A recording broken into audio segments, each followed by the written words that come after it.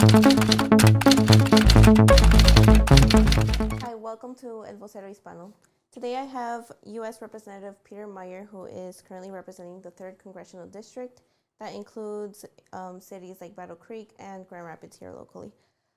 Peter Meijer is going to be running, or is currently running for Congress, in hopes to continuing to represent the 3rd Congressional District. Thank you for being here. I know you have probably a busy schedule and everything, so thank you for being here. We appreciate your time. Oh, thank you. It's an honor to be here. Yep. I would like to begin by just asking, what do you believe are the priorities in Michigan?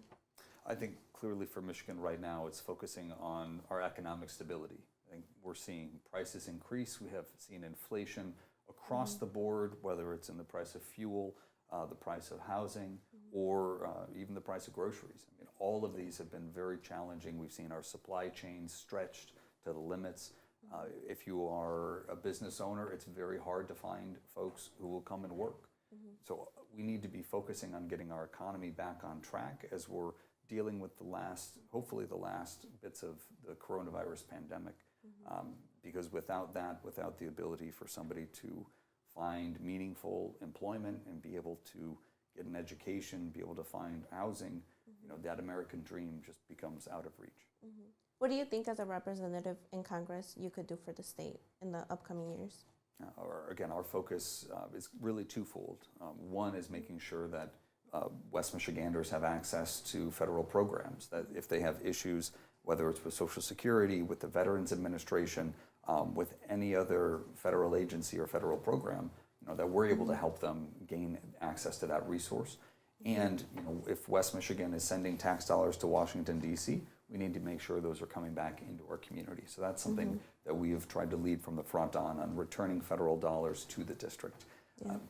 On the policy side, that's where I hope to bring more long-term stability. When things go back and forth very quickly, it is confusing, it's dizzying, and it's bad policy. It's not allowing a business to make investments. It's not allowing one of our neighbors or a homeowner to say, I know and can see where things are going and they're getting better, so I'm going to act in a long-term way, right? We need to be focusing not just on everything being in the immediate, but planning, investing, and making sure that our government is providing a good environment for our communities to thrive, rather than just causing more chaos and dysfunction.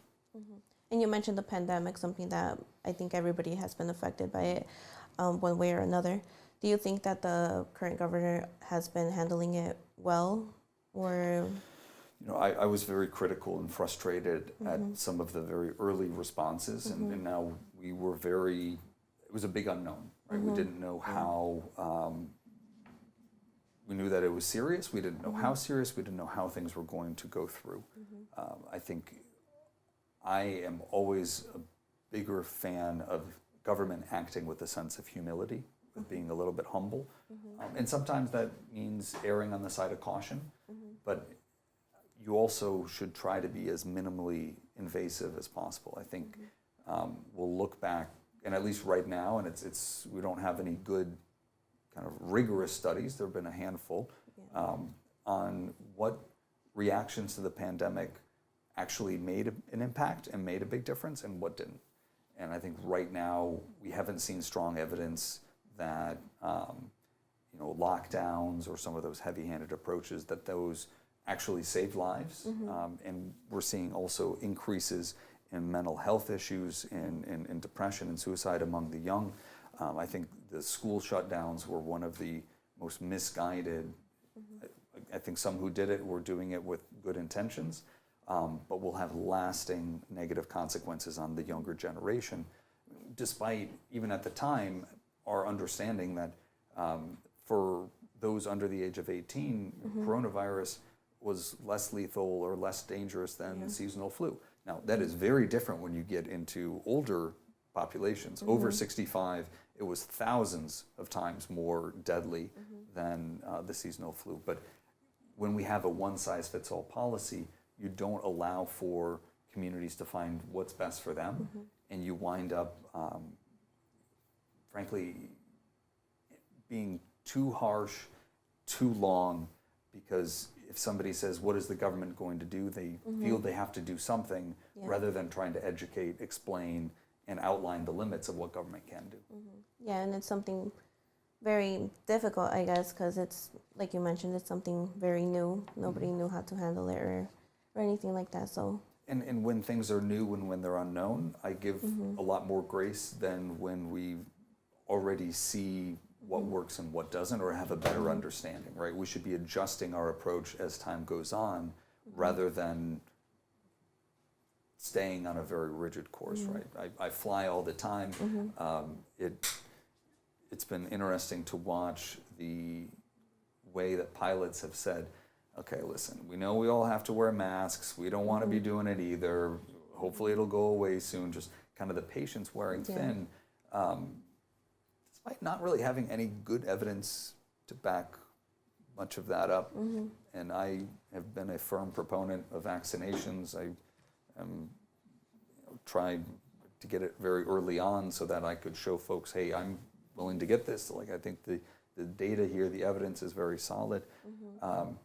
And then at the same time, we'll see mandatory programs that say you have to do this.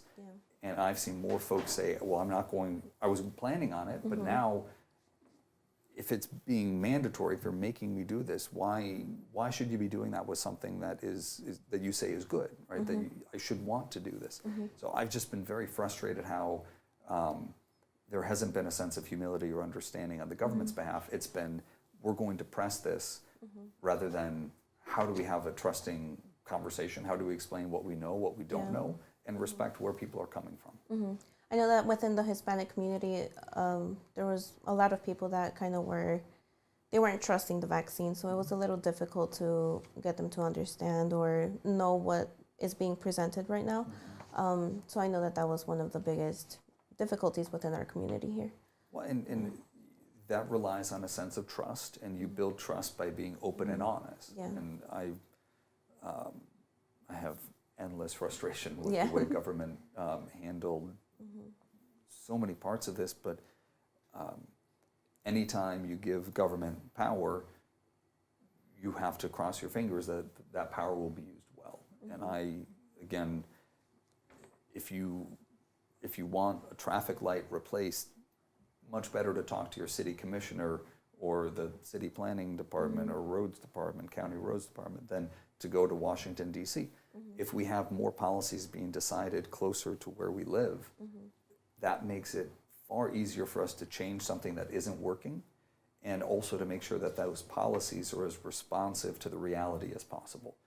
And I think that has been my frustration throughout the pandemic, and frankly, just with government in general, is it's not responsive because we're expecting a capital hundreds or thousands of miles away to be doing everything when it has to filter down, and you have to be aware of what federal policies may make it harder for a city or a county or a state to figure out what works best, and also where those policies can be at cross purposes unintentionally, right? But the road to a bad place is paved with good intentions. Within the area that you're representing in Congress, I know that there's about 60 or over 60,000 Hispanic people that identify that way. And taking into account that for Hispanics, immigration is very important and crucial and, it's a big deal. Would you vote for a law that would reform the United States immigration system? The easiest way to get agreement on either side of the aisle is to say that our immigration system is broken, right?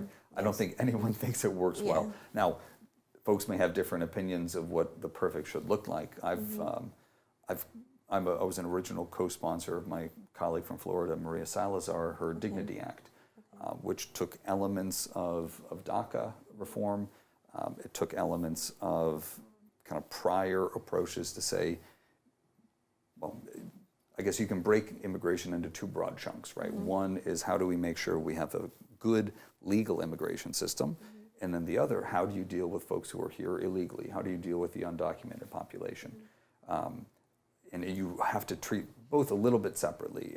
From the undocumented standpoint, I co-sponsored and voted for, and I'm frustrated that Senate Democrats haven't taken up the Farm Workforce Modernization Act to say folks who have been here, who may have come in illegally, but they've been here, they've been law-abiding, they've been working in, and this was specific to the agricultural sector, who've been working there. Let's not make them fear that they're going to be deported if somebody comes around the corner, right? How do we give more of a sense of stabilization for folks who are vital and essential parts of our economy, but also parts of their community? On the other hand, in the Dignity Act also was addressing the DACA eligible individuals, which is just such a failure of government that population, which even Donald Trump was supportive of having some stabilization there. But when the bill was reintroduced last Congress, the date was moved up from January 1, 2014 as the deadline to January 1, 2021. So it just became a shifting scale and moving the goalposts. On the legal immigration system, this has been, there are some things that are within laws that Congress can change, and there are some things that are at the president's discretion. And I think a real failure of President Biden has been, he made a campaign promise on we'll bring the refugee number back up to 125,000. That's what he said in the campaign trail. In the last fiscal year, we admitted 11,000. Right? I mean, the H-2B and the H-2A visa programs, which the Department of Homeland Security, the secretary there can just, with a flick of a pen, change, they have refused to alter. And that has had real and devastating impacts for our seasonal agriculture business, for our tourism industry. It has just increased a lot of our labor shortages. So there are a lot of things that the president alone could do. I am a big proponent of addressing the very credible fears that some have around immigration. How do you make sure that we have an immigration system that supports our economy rather than one that takes away jobs from American workers who are here right now? And I think the best way to do that is to not have Washington, D.C. be having an arbitrary number of X, Y, or Z visas that they don't change no matter what the demands are or anything else, but to have the states take much more of a role, because it's going to be, an employer who maybe abuses a system and says, well, I don't want to pay American workers X amount, so I'm just going to bring in some folks from overseas. That's easier to spot at the state level than it is at the national level.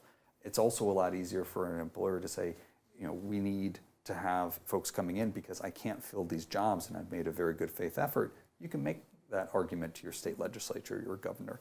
And then you also have a feeling of more local control over that issue.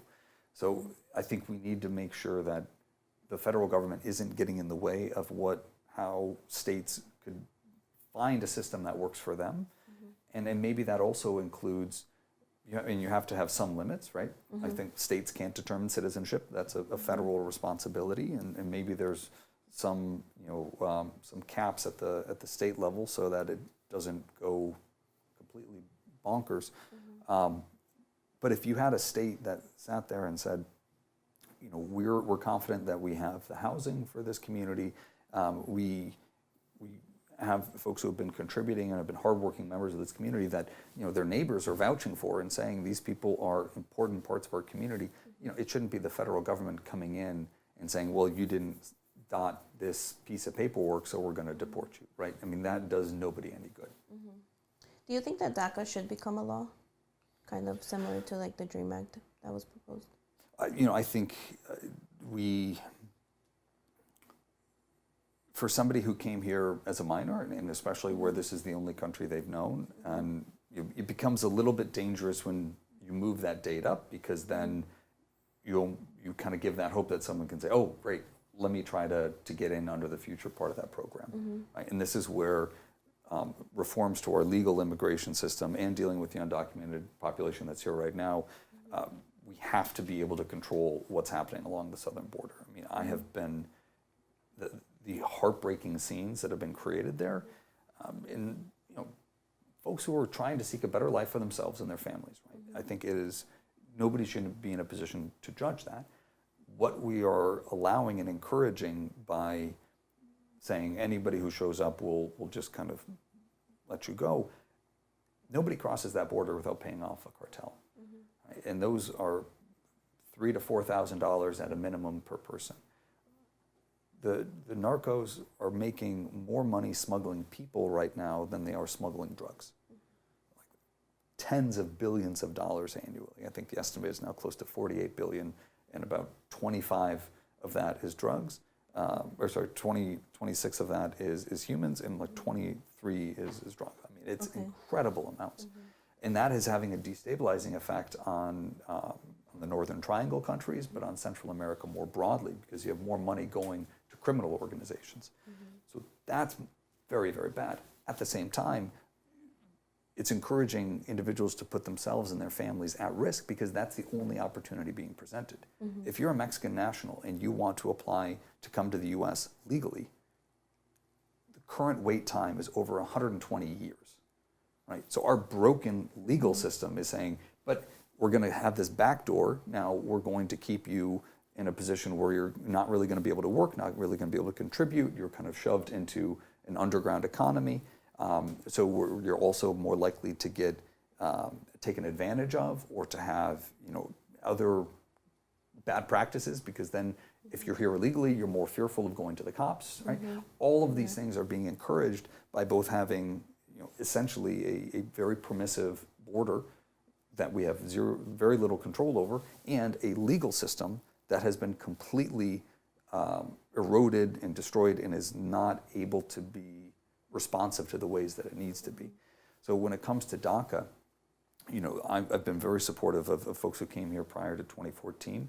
I think we need to find what the balance is for people who have arrived since. That's where humanitarian parole programs and others, but what I think our challenge is, we need to have a legal immigration system that focuses on economic migrants, right? Folks who are coming for a better life for their families, but to support, and realize that the goal of our asylum processes, it was not for folks who maybe are seeking better economic opportunity, though that's always been what our country's for, but the asylum process should be those living with credible fears of persecution because of certain categories of fitting. And we've basically made the asylum process everything, because we have no way for somebody who's just seeking an economic opportunity to come to the US. So that's where I think our conversation becomes very difficult, and where I've been frustrated that there's a lot of Republicans who say, we know this system is broken, we want to help fix the system, and yet the Democratic majority in Congress right now have not only on the bipartisan bills the House has passed, the Senate doesn't take it up, and that's not Mitch McConnell, that's Senate Majority Leader Chuck Schumer. And then within the House, when we look at something more comprehensive, my Democratic colleagues, or I shouldn't say I have many Democratic colleagues who agree, but the leadership says, well, unless it's this impossible wish list of items, we're not even going to consider it. And I think that's, it's just prolonging the problem, it's putting more people at risk, and it is undermining our broader goals. Within the agriculture, do you think anything should be done in favor of that here in Michigan? Well, and that was exactly why I co-sponsored and helped pass the Farm Workforce Modernization Act out of the House. I had, and one of the reasons why I'm a big believer in trying to localize these issues, I had a guy come up and say, well, we need to deport all these illegal immigrants, except for the ones I know, because they're good, hardworking people. So, when something is distant, when something is unfamiliar, no matter who you are, like, you're going to have more suspicion. And that's where, if we can have communities have more of an involvement of being able to say, here are some of the folks who are here that are contributing to the community, they're the lifeblood of our community. We need, if they were deported tomorrow, there would be big negative impacts, not only among their family members, among their neighborhood, but among our local economy.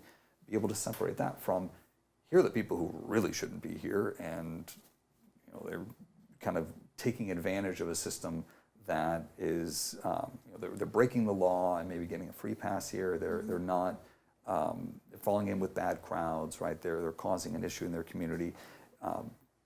But you can't really separate who's who when we have this system that looks at all of those folks the same, right? So on the agricultural side, I mean, that is essential to our economy, right? And I have there are so many, if folks think that produce and kind of grocery prices are increasing now, I mean, imagine if the workforce decreased by 50% tomorrow, right? I mean, that is,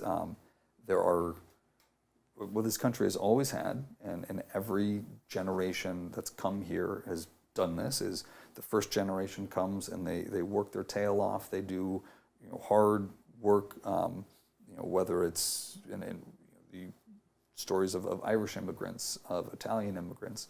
I mean, when my relatives came over, they were farmers, they were dairy, they were not,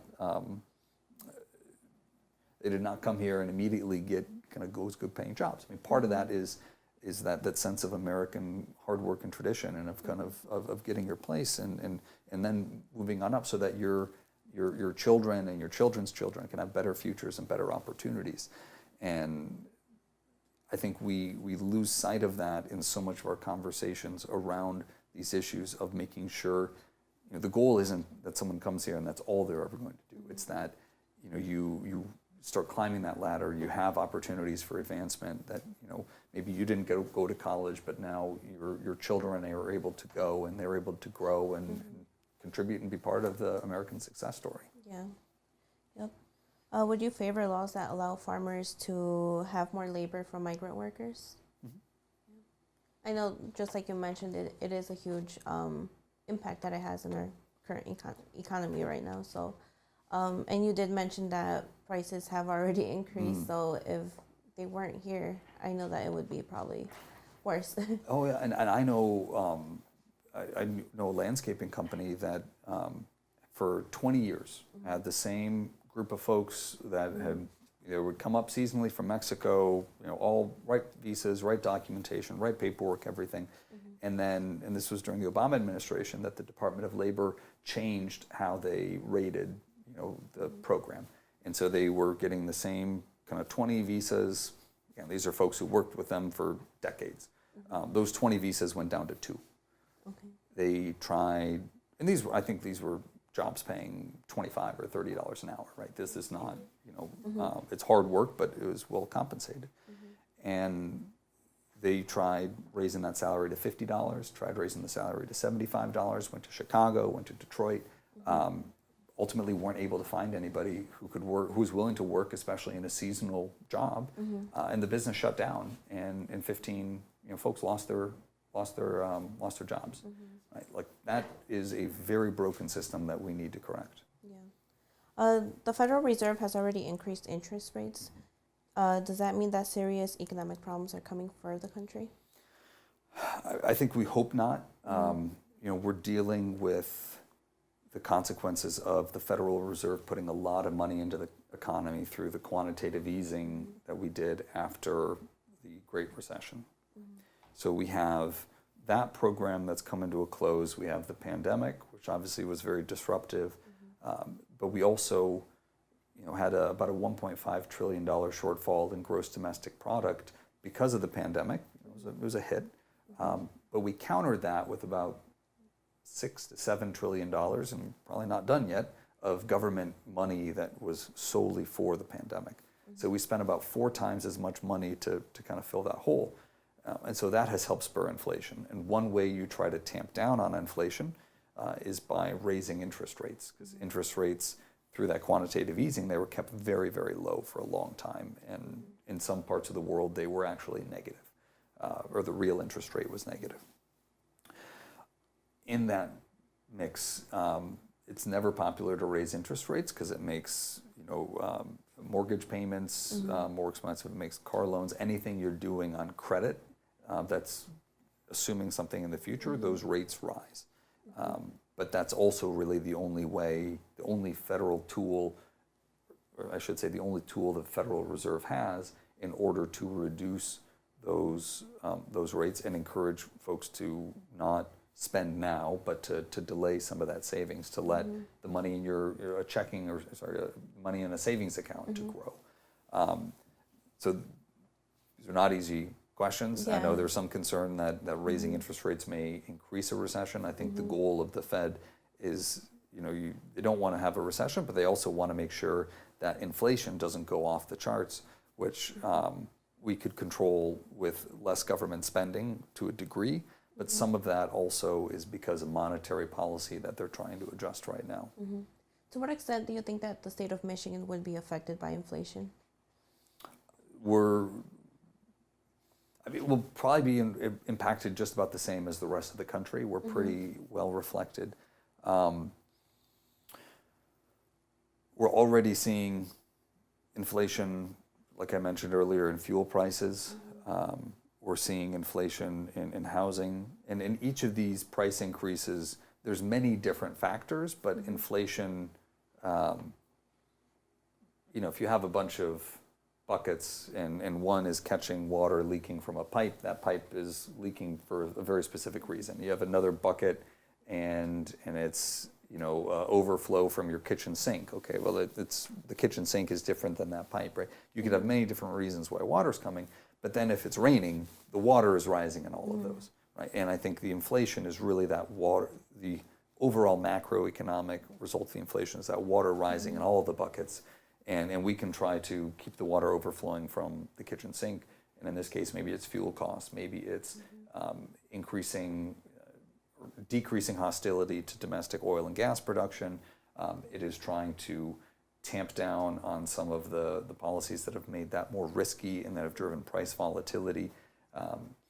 If the impact is, if another bucket to reduce the input costs for lumber or for labor, right? Those are things that we could be doing. The water might still rise because of inflation, but we could try to tamp it down.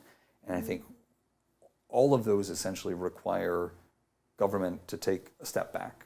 When the government comes in and says, well, we're going to nationalize an industry because it's not doing what we want, you may solve one problem, but you create 5 more. And then you just kick that can down the road. And meanwhile, I think there's a Zen maxim that says it's like trying to slap water to make it still.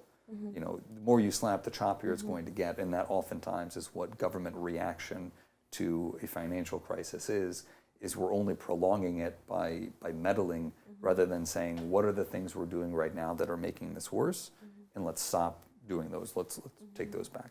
We could immediately see a decrease in the price of a lot of consumer goods if we started to unwind a lot of the tariffs that were put on under the last administration that I think were very well intended, but didn't, and many of which were for negotiations that have since concluded, but now are just rising prices. But the Biden administration's approach has been, we'll keep the tariffs on, and then we'll maybe subsidize it on the back end so the government stays in the middle of that transaction. And I think that is only going to make it harder for us to tackle inflation and to get prices back where they need to be. I think a lot of people are hoping for prices to just decrease because we've seen the gallon be more than $4, and I know that has affected a lot of people, and it's just horrible, just the increase of prices and everything. So, and it's, it will continue. Well, commodities can be sort of there's a number of factors behind them. That's why I mentioned that water might be going into the bucket, but if it's raining, it's rising nonetheless. But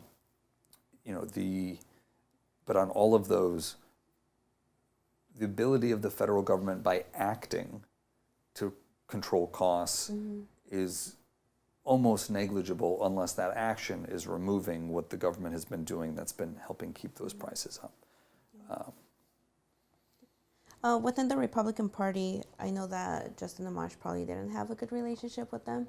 How has he been with you? I appreciate his perspective on a number of issues. I think one of the things that I try to do when confronted with maybe a novel question and where I want to get a variety of input from folks, regardless of what where I may ultimately choose to go with the decision. I want to make sure I'm exploring every possible facet and every possible avenue, and I've appreciated his viewpoint and approach on especially around constitutional issues, because I think he comes at a lot of issues from a very sincere and well thought out angle. And maybe that's a better way of saying it, is it's, you know, I know someone's going to say, well, you're a Republican, you should do this. Well, you're a Democrat, you should do that, right? It's like, okay, that is a little bit unsatisfying. I want to be able to convey to somebody who maybe doesn't consider themselves a Republican or a Democrat. I want to be able to explain a stance or a policy, or if it's something that is maybe doesn't fit neatly into left or right, want to make sure that prior to making that decision, that I have as broad a range of perspectives as possible, and I appreciate the times when he's willing to share those perspectives. Okay. I know that just last year they newly redistricted the area of which you're running for. Do you think that those differences or those changes could affect the voting or the votes that you obtained this time? Well, certainly I think the district became more Democratic. There was maybe it leaned Republican prior, and now it'll lean a little bit more Democratic. But you know, our approach will stay consistent. You know, I think I've tried not to be. I think one of the problems in Washington is people just they kind of wear their jerseys, right? And my wife is from Brazil originally, and from Minas Gerais state, and their family is very divided between supporters of Mineiro and supporters of Atlético. And that can be very, very divisive in tension. But if all you're doing is you're wearing your team's jersey and your team can do no wrong and their team can do no right, I think it becomes alienating to somebody who wants, even if they disagree with somebody, they want somebody who's taking those issues seriously. So that's what our approach has been. That's what my approach will be in hopefully earning the trust and the votes of the voters of the new 3rd Congressional District, which again is most of Kent County. We don't have areas north of Rockford or the eastern townships along the Ionia border.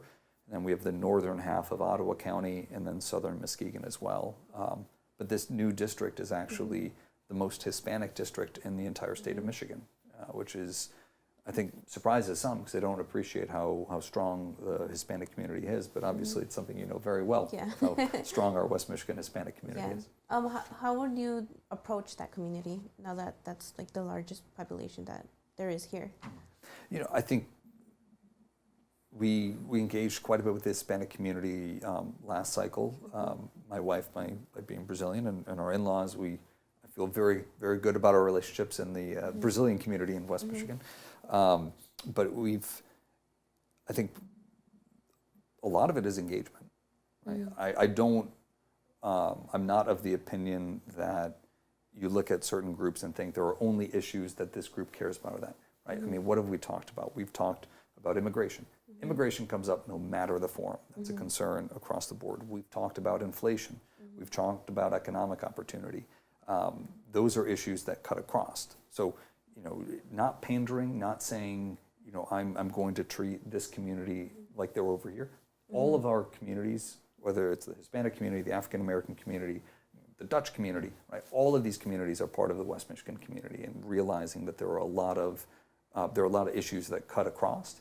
And then there may be more specific issues that we want to make sure we are responsive of, because those are perspectives, those are voices, those are experiences that your representative in Congress needs to be able to reflect. Yeah.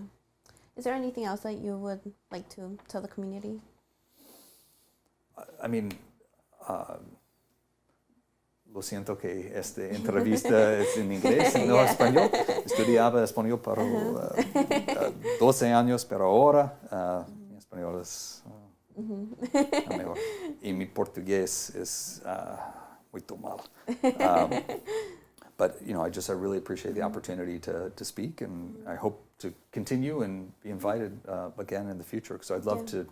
You know, we went very broad, but I would love to be able to also dive in on a number of issues as well. Yeah, and we appreciate your time. Thank you for being here. We know that there's probably going to be more busy times for you coming up, so we really do appreciate you being here. Anytime, we'd be honored to be back. Okay, thank you for watching.